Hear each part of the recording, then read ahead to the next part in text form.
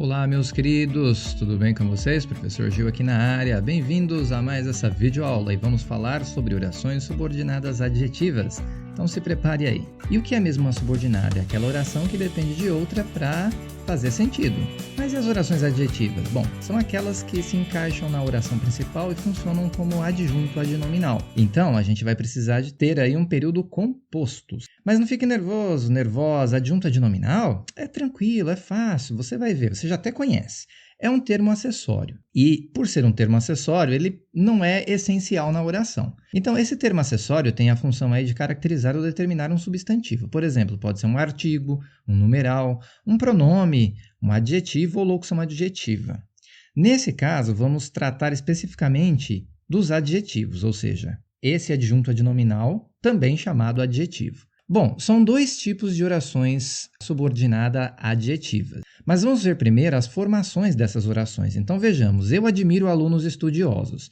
Eu tenho um período simples, porque eu tenho apenas um verbo. Bom, meu sujeito, eu, quem é que admira? Eu. E o predicado, admiro alunos estudiosos. Nesse predicado eu tenho o meu adjetivo. Estudiosos, que se refere a alunos. Muito bem, mas eu falei que para que eu tenha uma oração subordinada, eu preciso ter um período composto e eu tenho um período simples, certo? Então, o que nós temos que fazer? Criar uma oração a partir deste adjetivo, estudiosos. Bom, estudiosos me faz pensar no verbo estudar, então fica fácil montar uma oração aí, né? Então, vamos montar a oração primeiro, a oração principal.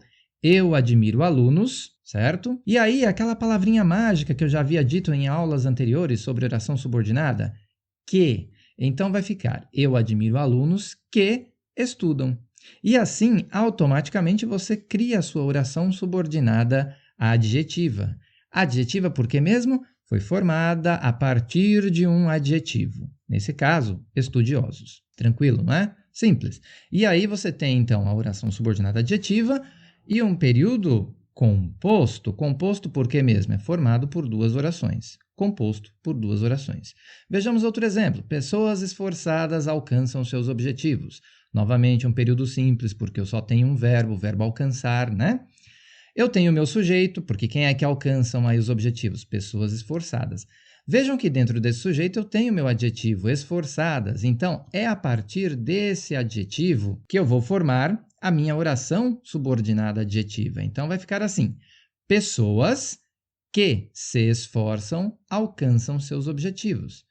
Notem que eu continuo com o meu sujeito pessoas, mas esforçadas virou oração subordinada adjetiva. E a oração principal continua, né? Pessoas alcançam seus objetivos. Legal? Então, você tem aí duas orações. Pessoas alcançam seus objetivos e que se esforçam, portanto, período composto. Legal? Força na munheca aí que é sossegado. Você vai vencer esse desafio. Vamos para frente. Muito bem, mas eu disse o seguinte, são dois tipos de orações adjetivas, certo? Eu tenho orações adjetivas restritivas e eu tenho orações adjetivas explicativas. Vamos entender a diferença de uma para outra. Os artistas que declararam seu voto foram criticados. Vejam aí que você tem a oração adjetiva que declararam seu voto. Percebam que não foram todos os artistas que foram criticados, apenas aqueles que declararam seu voto. Pois bem, então, a adjetiva restritiva restringe a informação a um pequeno grupo dentro de um grupo maior, certo?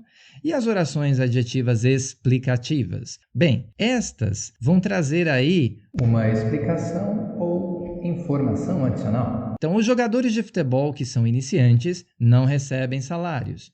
Nesse caso, eu tenho aí que são iniciantes, acrescentando uma explicação ou um dado acessório ao termo anterior, jogadores de futebol. Pois bem, os jogadores de futebol que são iniciantes não recebem salários.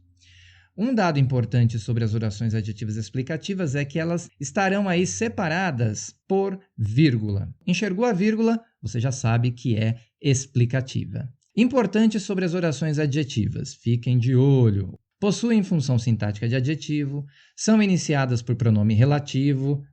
Pronome relativo? É isso mesmo, é tranquilo. E quais são os pronomes relativos? Vamos ver aqui então os pronomes relativos. Que, o qual, a qual, quem, cujo, cuja, onde, quanto, certo? Muito bem. Para facilitar, vamos ver aqui alguns exemplos. E é importante entender por que é que se chama pronome relativo. Se chama pronome relativo porque faz referência ao termo anterior. Este é o resultado que você queria. Vejam que a palavrinha que se refere ao termo anterior, resultado. Por isso é um pronome relativo. Este é o resultado de que você falava. Nesse caso, nós temos a preposição de antes do pronome relativo que. Por quê? Quem fala, fala de alguma coisa. Maria é a professora com quem aprendo português. Se você aprende com alguém. Com quem? Com Maria. Percebam que a preposição acompanha o pronome relativo. Visitamos a igreja em cujo interior havia imagens do século XVIII. Bom, a imagem estava no interior da igreja. Então, em cujo interior havia imagens do século XVIII. Beleza? Então, fiquem atentos a estas preposições antes dos pronomes relativos. Tranquilinho? Fácil, né? Vamos pra frente. O teatro aonde vamos fica na praça principal. O teatro de onde viemos fica na praça principal. Muito bem. Quem vai, vai a algum lugar. Por isso, aonde vamos. E quem vem, vem de algum lugar, de onde viemos. Isso é bem fácil, né? O importante é entender aí o uso da preposição antes do pronome relativo, certo? Ele respondia tudo quanto lhe perguntavam. Vejam este pronome relativo quanto. Ele sempre virá precedido aí deste pronome indefinido, tudo quanto. Todos, quantos, todas, quantas, há essas variações também. Mas e o pronome relativo o qual, a qual? Como é que funciona? Bem, vamos retomar aqui este exemplo que vimos lá atrás. Este é o resultado de que você falava. Eu posso simplesmente substituir o de que por do qual. Este é o resultado do qual você falava. Portanto, o qual, a qual, pode substituir o pronome relativo que, desde que esse seja preposicionado, ou seja, seguido de uma preposição. E também pode substituir o pronome relativo quem, desde que acompanhado aí por uma preposição. Então, Maria é a professora com quem aprendo português. Maria é a professora com a qual aprendo português.